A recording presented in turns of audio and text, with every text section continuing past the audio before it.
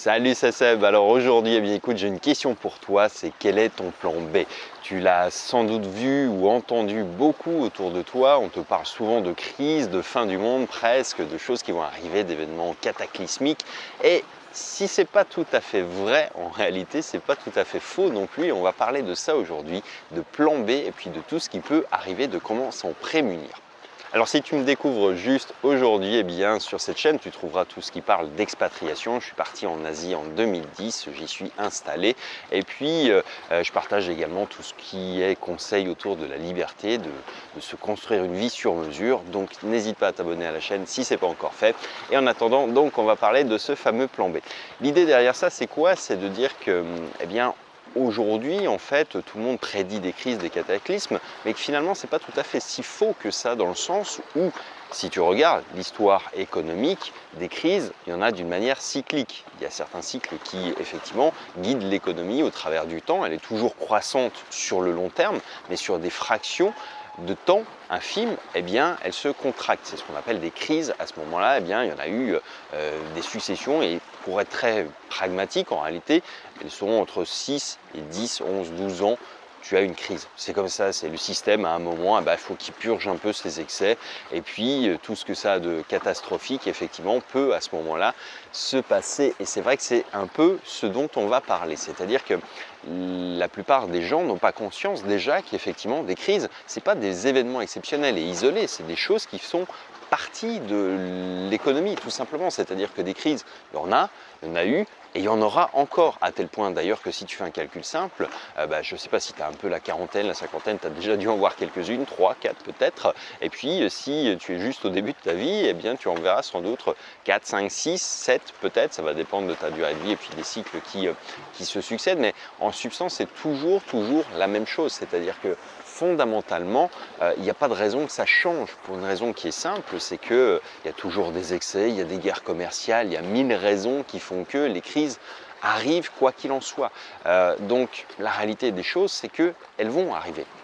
Bref, maintenant si on regarde un peu ce qui va se passer en cas de crise, là aussi l'histoire elle est remplie d'enseignements dont il suffit de tirer un peu parti.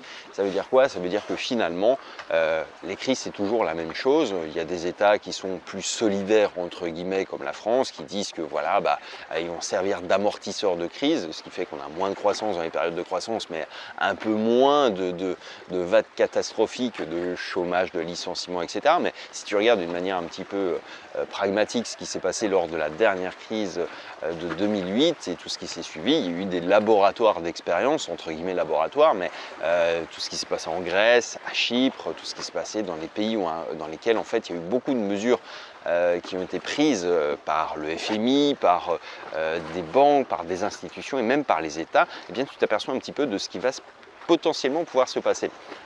Mais au-delà de ça, il faut comprendre aussi que le plus gros risque qui puisse arriver, c'est que l'État, il est finalement comme toi, comme moi, il a un budget et puis à la fin du mois, eh bien, il doit équilibrer tout ça. Il s'avère que l'État en France n'a pas voté un budget à l'équilibre depuis 1979 de mémoire, donc ça commence à dater un peu. Et tout ça pour dire qu'effectivement, ce qui pend au nez de tous les États, c'est de dire, puisqu'ils empruntent, les taux d'intérêt de leurs emprunts vont devenir plus élevés. Et c'est une réalité qui risque de se passer très durement. Ça veut dire quoi? Ça veut dire si les taux d'intérêt augmentent, ça veut dire plus d'intérêt d'emprunt et donc encore plus de déficit à combler. Et donc, qu'est-ce que tu fais dans ces phases-là? Eh bien, tu ne peux pas jouer soit au bienfaiteur à redistribuer l'argent que tu n'as déjà pas, et puis de l'autre côté, essayer de contenter des gens à qui tu dois de l'argent. Donc, il va falloir faire des choix. Et ces choix-là, ils sont dictés simplement par des questions mathématiques. C'est au-delà des calculs politiques et de tout ce que tu peux entendre, finalement, il faut savoir une chose, c'est juste des maths, c'est des plus et des moins, c'est tout. Donc on ne va pas faire un cours d'économie. On va se concentrer en revanche sur les conséquences de ce que ça peut avoir pour toi, pour tes proches, pour ta famille, peut-être pour ton patrimoine. Il faut savoir que les États, en fait, ils ont un besoin de survie. Ça veut dire quoi? Ça veut dire que pour lever de l'argent, l'État émet des taxes, des impôts, et c'est comme ça qu'il fonctionne. Donc aujourd'hui, en l'état, c'est vrai que tu as déjà énormément de moyens pour l'État de récupérer de l'argent. Ça pourrait être d'augmenter la TVA, ça pourrait être de diminuer, je ne sais pas, le livret A, ça pourrait être de diminuer plein de choses, de diminuer un peu les prestations sociales, mais tout ça, ça reste des mesurettes. Et ce qu'il faut savoir, c'est ce qui a été voté un peu en douce dans ton dos sans qu'on te le dise beaucoup, mais ce qui est une réalité que je t'invite à vérifier sur Internet. D'ailleurs, tu as accès en fait à ces documents-là, c'est des documents qui sont officiels. Donc, tu vois, simplement, ils n'en font pas étalage. Les médias t'en parlent pas forcément beaucoup, mais la réalité, c'est qu'ils sont passés. Et qu'est-ce qui s'est fait? Eh bien, c'est tout simplement de dire qu'en cas de faillite, l'État s'est arrogé le droit de pomper sur les comptes bancaires, histoire de survivre. Il y a des conditions, je ne vais pas rentrer dedans parce qu'elles pourraient être amenées à changer, parce qu'une loi, ça se change, et c'est pas toi qui les décides, c'est eux. Donc, ça veut dire que finalement, aujourd'hui, l'État, eh bien, il pourrait dire que il va pouvoir pomper sur ton épargne directement pour se renflouer, pour éviter la faillite. Parce qu'il ne peut pas faire faillite sans essayer des mesures un peu extrêmes. Et à tel point d'ailleurs qu'il y a des bureaux qui existent en France, des bureaux, des cabinets ministériels, des gens qui étudient très sérieusement des possibilités de textes de loi, de nouvelles manières de lever de l'argent pour éviter la faillite de l'État. Il y en a quelques-unes dont on parle régulièrement, qui sont la fiscalité au passeport, la fiscalité à nationalité, c'est-à-dire tu es français, tu payes tes impôts en France. Bon, ça j'y crois assez peu, mais j'en ferai une vidéo complète là-dessus. Et puis surtout, il y a d'autres mesures un peu plus exotiques pour l'instant, mais finalement, elles pourraient arriver, elles existent déjà plus ou moins dans d'autres pays. Donc ça veut dire par exemple, comme mesure qui pourrait exister, c'est rendre l'État copropriétaire de tous les biens immobiliers. Je ne dis pas que ça va arriver, je dis qu'il y a des gens qui réfléchissent à ces hypothèses-là. Il ne faut pas oublier que dans un passé pas si lointain que ça, dans un pays qui n'est pas spécifiquement communiste ou socialiste, les États-Unis, tous les stocks d'or ont été saisis pour justement éviter que le système s'effondre à une époque où effectivement le dollar était indexé sur l'or. Donc pour y mettre fin, effectivement, il y a eu des moments comme ça dans l'histoire, on l'oublie un peu, mais il y a eu des mesures vraiment qui ont été prises, qui étaient très fortes et qui n'ont pas marqué beaucoup les mémoires. Et je pense que c'est un danger. Aujourd'hui, finalement, tu es sans doute comme la plupart des gens, c'est-à-dire tu vis dans ton pays de naissance, mettons que tu sois français, donc tu vis en France, tu es né en France, tu as ton passeport français, tu as un travail en France, tu as un compte bancaire en France, ton épargne est en France, ton bien immobilier est en France.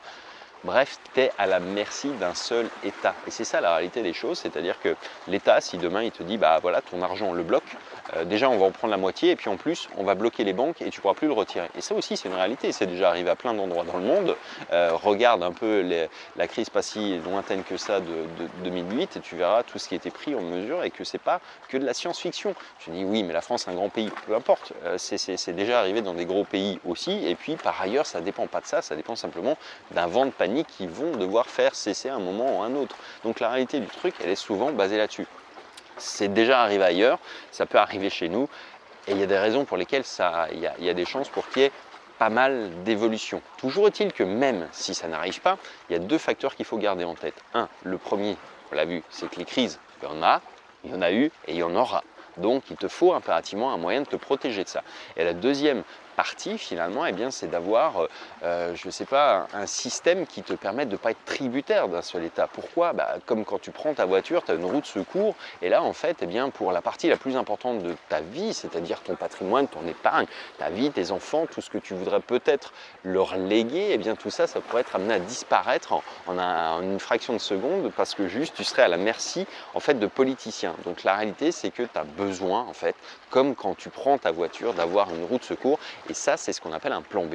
Le plan B, c'est exactement ce que j'ai mis moi en place, qui me permet de vivre à l'étranger depuis maintenant 2010. J'ai mon propre système de santé avec des assurances privées, j'ai mon propre système de retraite, j'ai mes propres placements.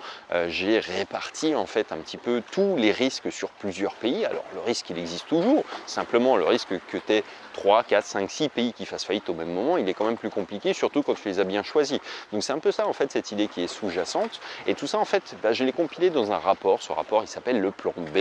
Et c'est vraiment ce que j'ai acquis en connaissance au travers de ces années. Si toi aussi, eh bien aujourd'hui, tu peut-être est un peu trop dépendant d'un seul pays, encore une fois, et je ne vais pas dire à la merci, mais pense que si demain, voilà, l'État peut prendre de l'argent sur ton compte, ton épargne de toute une vie peut disparaître. Ce que tu légueras à des enfants peut totalement disparaître aussi. Peut-être que demain, il sera propriétaire à part égale avec toi de ton bien immobilier. Tu vois un peu jusqu'où ça peut aller parce que l'État, en fait, il ne faut pas oublier un truc, c'est lui qui fixe les règles du jeu. Et ça, on n'en a pas conscience, mais tu peux faire plein de choses en matière de texte de loi. Et une fois que tu as mis le petit truc en place, c'est-à-dire, il suffit juste d'instaurer la taxe. Ça a toujours fonctionné comme ça. On va dire, on va t'en mettre une petite, elle est symbolique. Et puis d'année en année, ça augmente. Un exemple qui est très simple là-dessus, c'est la TVA. La TVA, ça n'a pas commencé à 20, ça a commencé à beaucoup plus bas. En Thaïlande, elle est à 7 par exemple. Mais ça tu vois qu'en fait, une fois qu'ils l'ont mis, ça va commencer à grimper. Et puis quand ils ont besoin d'argent, mais ils vont le récupérer où ils en ont besoin. Encore une fois, c'est juste des mathématiques. Mais au-delà de ça, ce qu'il faut comprendre, c'est que ça arrive, que ça n'arrive pas, c'est pas que de la science-fiction. D'une part, c'est des crises, il y en aura d'autres. Et puis surtout, tu as l'obligation, j'allais dire, pour toi, pour ta retraite, pour tes enfants, pour ton patrimoine, pour ta famille, d'avoir au moins fait le nécessaire, qui est le minimum syndical, de ne pas te retrouver bloqué un jour parce que tu n'as pas prévu de solution de secours. Bref, si ça t'intéresse, j'ai mis un lien dans la description qui te permettra de télécharger ce plan B, donc ce rapport. C'est gratuit pour l'instant, je ne sais pas si je le laisserai perpétuellement en place ou s'il passera payant. Bref, tout ça pour dire que si ça t'intéresse, n'hésite pas à le télécharger tant qu'il est disponible. Et puis j'aimerais que tu me dises en commentaire en revanche si tu as déjà mis en place ce que tu penses peut-être, combien de crises tu as vécu, ce qui s'est passé, dans quel pays, et vraiment pour faire avancer un petit peu la communauté avec ce qu'on évoque là et d'essayer de faire bouger un peu les mentalités, parce que la réalité des choses c'est que on a une confiance aveugle, à tort, dans un État qui est incapable de gérer des budgets depuis des décennies et que c'est pas prêt de changer. Mais le jour où ça va changer, ça va être brutal, ça va être violent, ça va être très dur et ça va faire mal à beaucoup de monde. Donc plutôt que d'être toujours un peu spectateur de sa vie, le plan B, ça te permettra aussi d'être totalement acteur de tes choix, de choisir si tu le désires un autre système de retraite, si tu le désires un autre système de santé. Il y a des alternatives qui existent, c'est possible de sortir du système français, ça demande effectivement des efforts, ça demande des moyens financiers, mais toujours est-il qu'en général ça coûte moins cher que ce qu'on pense et surtout que ce qu'on prend à l'heure actuelle. Enfin bref, c'est un autre débat, mais tout ça j'en parle plus précisément dans le plan B. En attendant, on se dit à très bientôt la prochaine. N'hésite pas à lâcher un petit pouce si cette vidéo t'a rendu service ou intéressé, à la partager et puis surtout à t'abonner à la chaîne si ce n'est pas encore fait. En attendant, on se dit à très bientôt dans une